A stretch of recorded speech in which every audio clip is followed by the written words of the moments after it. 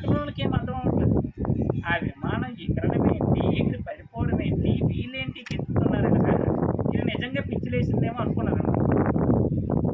కానీ రైతు సోదరుల ఆలోచన ఏంటి, రైతు సోదరుల ఆలోచన ఏంటి, విమానాన్ని ఎగరవేసి సక్సెస్ అయ్యాం. ఫస్ట్ ఎగరవేసి సక్సెస్ అయ్యాం. ఇక మనం చేయాల్సింది ఏంటి, దాన్ని పడిపోకుండా చూడటమే, దాన్ని పడిపోకుండా చూడటమే. ఎగరవేసి సక్సెస్ అయ్యారు, ఇంకా అక్కడి నుంచి పడిపోకుండా చూస్తే వీళ్ళు అనుకున్న ప్రయత్నం సక్సెస్ అవుతుందా లేదా. వీళ్ళ ఆలోచన ఎలాగ ఉంది, మరి వాళ్ళ ఆలోచన ఎలాగ ఉంది, వీళ్ళు పడిపోతే ఫెయిల్ అవ్వడం ఏంటండి. అందుకని ఎన్నిసార్లు అయినా ప్రయత్నం చేస్తూ ఉండాలి. ఈరోజు విమానాలు గాల్లో ఎగురుతున్నాయా, ఇందాకే చూసారు కదా. దీనికి అంతటికీ కారణం ఏంటి, ఒకసారి 2 సార్లు ఫెయిల్ అయితే వదిలేస్తే ఈరోజు గాల్లోకి విమానాలు చక్కర్లు కొట్టేవా. ఇప్పుడు ఎలక్షన్ ప్రచారం కిందకు వచ్చింది 5 గంటలకు విమానం. ఎలా వచ్చింది, ఆ రైతు సోదరులు అన్నిసార్లు ఫెయిల్ అయినా ప్రయత్నించారు కాబట్టి. మీరు ఒకసారి ఫెయిల్ అయ్యారు, మరోసారి ప్రయత్నించారు. అర్థమవుతుందా. మీకు ఇంకా మార్కులు తక్కువ రావడానికి ఇంకొక కారణం, ఎక్స్ట్రా యాక్టివిటీస్ కూడా ఎక్కువయ్యాయి. ఎక్స్ట్రా యాక్టివిటీస్ ఏంటంటే అది మీకు తెలిసిందే, దాన్ని కొంతమంది నియంత్రించుకోవాల్సిన ఖచ్చితంగా ఉంది. ఒక మాట అయితే క్లారిటీగా చెప్పగలను, ఇది కూడా ఒక ఉదాహరణ ఇచ్చి చెప్తాను చూడండి. డైరెక్ట్గా చెప్పడం కన్నా ఉదాహరణ చెప్తాను, దాన్ని అర్థం చేసుకుని క్లారిటీ ఏంటో మాట అంటే, నాకు పాఠాలు చెప్పినటువంటి మా గురువు గారు వాళ్ళ సీనియర్ గురించి చెప్తున్నారు. వాళ్ళ సీనియర్ జరిగిన సంఘటన ఇది. నా పాఠాలు చెప్పినటువంటి నా గురువు గారు యొక్క సీనియర్ అంటే వాళ్ళ కొలీగ్స్, వాళ్ళ ఫ్రెండ్స్ లాగా అనమాట. అతను నాగార్జున సాగర్ దగ్గర చదువుకున్నారనమాట. గుంటూరు జిల్లాలో నాగార్జున సాగర్ దగ్గర చదువుకున్నప్పుడు అక్కడ ఒక అతను మా సార్ వాళ్ళ యొక్క సీనియర్ చదువుకున్నప్పుడు ఒక రూమ్లో ఉండేవారు. ఆ రూమ్లో రోబో సినిమా హీరోయిన్ పేరు ఎంత తెలుసా, రోబో ఏం పేరు, ఐశ్వర్యరాణి. ఆ రూమ్లో ఐశ్వర్యరాణి ఫోటో ఉండేది. ఎవరి ఫోటో ఉండేది, ఫోటో. అప్పటికే ఆమె మిస్ ఇండియా, అప్పటికే ఆమె ప్రపంచ సుందరి, అప్పటికే ఆమె మిస్ ఇండియా, అప్పటికే ఆమె ప్రపంచ సుందరి కూడా ఉంది. ఆ ఫోటో రూమ్లో పెట్టుకున్నాను. ఇతను చూస్తూ చదువుకున్నటువంటి విద్యార్థి.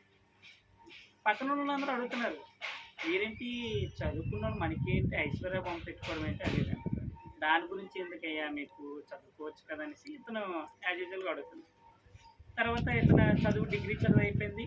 డిగ్రీ తర్వాత ఇతను యూనివర్సిటీ చదువు గురించి ఢిల్లీకి వెళ్ళాడమ్మ.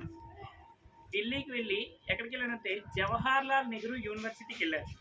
ఎక్కడ, జవహర్లాల్ నెహ్రూ యూనివర్సిటీ చాలా ఫేమస్ యూనివర్సిటీ. చాలా గొప్ప చదువుకున్న వాళ్ళు అక్కడి నుంచి బయటకు వచ్చారన్నమాట, రిలీవ్ అయ్యారు. అలాంటి యూనివర్సిటీలో ఇతనికి సీట్ వచ్చింది, ఇతను అక్కడ చదువుకున్నాడు. అర్థమవుతుందా.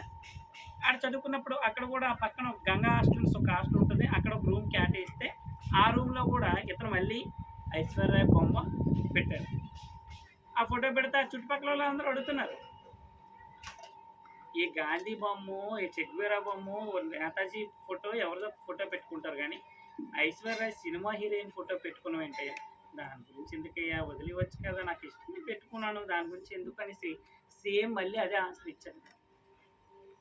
ఆ ఫోటో అక్కడ పెట్టుకున్నాడు అంతే.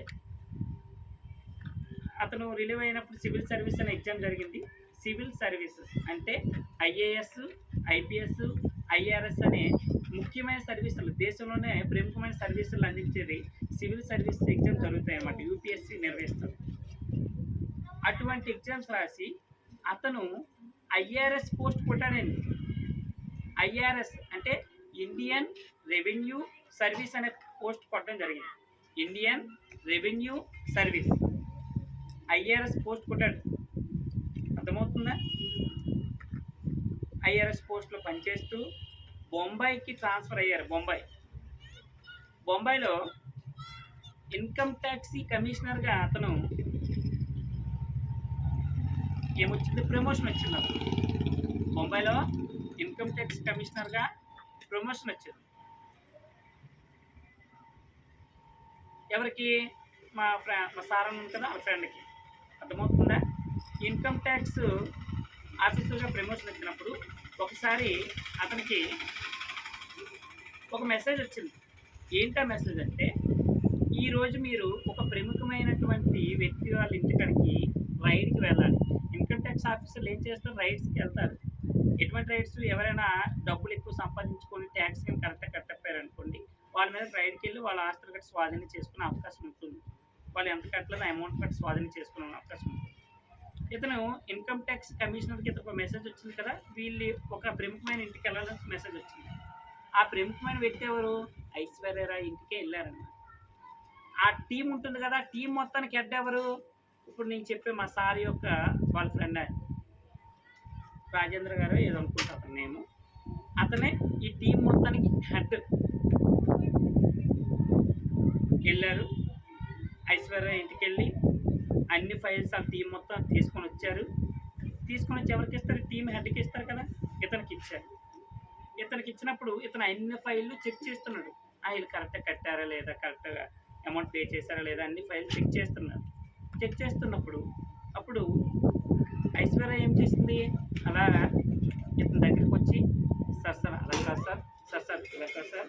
సార్ అది కాదు సార్. సార్ ఇది కాదు సార్ అంటూ ఎవరిని బతిలాడింది? ఈ సార్‌ని బతిలాడుతుంది. ఈ సార్‌కి ఎంత ఫేవరెట్ అంటే ఆమె చిన్నప్పటి నుంచి ఆవిడ ఫోటోనే పెట్టుకొని ఉండేవారా? అటువంటి సార్‌ని బతిలాడుతుంది. అంటే దాని అర్థం ఏంటి? నీ దగ్గర సత్తా, దమ్ము గాని ఉంటే ప్రపంచ సుందరైన నీ కాళ్ళ దగ్గరకొస్తుందని. మరి నీకాడ సత్తా, దమ్ము ఎటువంటి రూపంలో చూపించాడాడు? ఆ వ్యక్తి అంటే తనకు బాగా చదువుకొని మంచి జాబ్ వచ్చిన తర్వాత ఆమె వచ్చిందా? జాబ్ రాకముందే నీ కాళ్ళ దగ్గరకొచ్చిందా? నీకు జాబ్ వచ్చిన తర్వాతే. మరి మంచి బాగా చదువుకున్నాయి. ఇప్పుడు ఐశ్వర్య ఫోటో పెట్టుకొని ఆనందపడుతూ చదువుని అటు గాలికి వదిలేసాడా? లేకపోతే మరింత బాగా చదువుకొని ఒక మంచి స్థాయిలోకి వెళ్ళిన తర్వాత ఐశ్వర్య నీ దగ్గరకొచ్చిందా? ఎలా వచ్చింది? బాగా చదువుకునే కదా వచ్చింది. కాబట్టి మీకు కూడా బోలెడు ఆలోచనలు ఉండొచ్చు. ఈ ఆలోచనలను ఎక్కడ వరకు ఉండాలో అక్కడ వరకు పరిమితం చేస్తేనే నీకవ్వచ్చు. నేను డైరెక్ట్‌గా చెప్తున్నాను. మీరొక మంచి పొజిషన్‌లోకి వెళ్తే మీరు అనుకున్న వాళ్ళు ఎవరైనా మీ కాళ్ళ దగ్గర రావచ్చు. కొంతవరకు చదువుని డీవియేషన్ చేయకండి. అర్థమవుతుందా? ఇది ఒక్కటే ఉదాహరణ. ఓకేనా? అందుకోవచ్చు.